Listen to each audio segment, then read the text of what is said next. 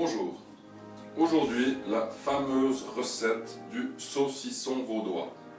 Alors, pour commencer, je vais vous présenter vite les ingrédients, ce qu'il faut pour deux gros mangeurs ou trois. Alors, pour commencer, des pommes de terre pour du gratin, comptez 600 grammes disons, 2 oignons coupés en lamelles, du fromage râpé, du gruyère, un peu de vin blanc, poivre, noix de muscat, du bouillon, du beurre et le fameux saucisson vaudois d'appellation d'origine contrôlée. Très très important. Pour commencer, beurrer un plat à gratin allant au four. Disposez les rondelles de pommes de terre dans ce plat. Vous faites une ou deux couches. Voilà, j'ai disposé quelques pommes de terre. Je rajoute maintenant quelques oignons. Alors, les pommes de terre, c'est important qu'elles soient coupées assez fines. C'est plus savoureux et pour la cuisson, c'est également un petit peu plus rapide. 2-3 rondelles d'oignons, comme ceci. Voilà, vous rajoutez un tout petit peu de... Alors, le saucisson vaudois, maintenant, je vais le déposer dans mon plat gratin. Mais, au préalable, très important, le piquer à plusieurs endroits. Pourquoi?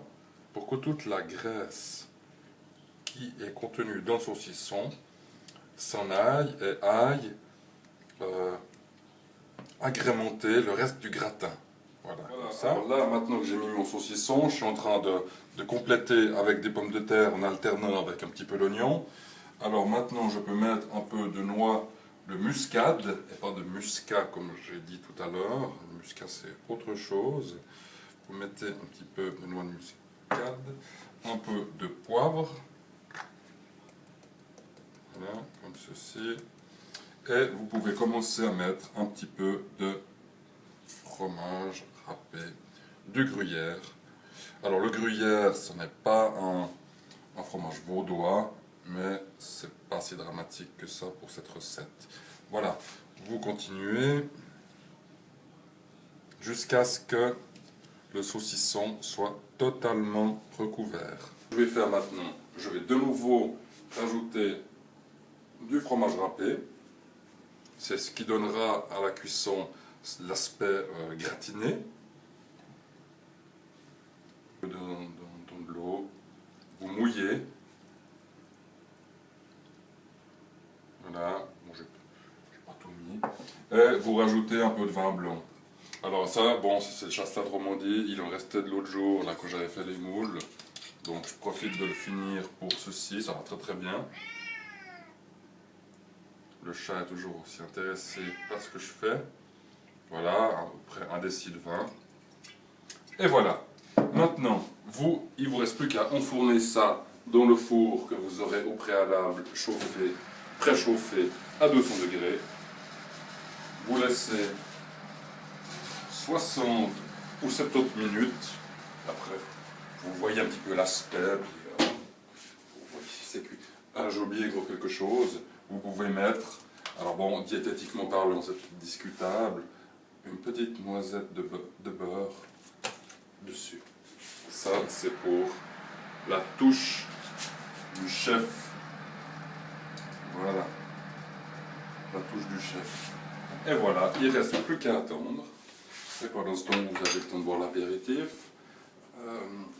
Et pour accompagner ce saucisson vaudois, je vous propose un petit vin rouge du Lavaux, en épaisse par exemple. Vous pouvez aller un peu plus loin, vous pouvez même... Et voilà, alors moi j'ai choisi un vin de Lutry, donc du Lavaux, qui va très bien. Et voilà, santé, bon appétit. Très bien. Là, voilà le résultat du saucisson vaudois. Alors maintenant, ça demande un petit peu d'adresse. De placer sur une planche. Et maintenant, on peut le couper en rondelles. À peu près 1 cm. Voilà. Maintenant, qu'est-ce que je remarque dans mon gratin? qu'il est un petit peu liquide au fond. J'ai peut-être mis un petit peu trop de bouillon, mais c'est pas grave. On replace les morceaux de saucisson en essayant de faire ça quand même un petit peu joli. Et il ne reste plus qu'à dresser des assiettes. Vous sortez vos plus belles assiettes. En l'occurrence, c'est celle-ci. Et il ne reste plus qu'à dresser vos assiettes. Viande, vous accompagnez ça avec une petite salade.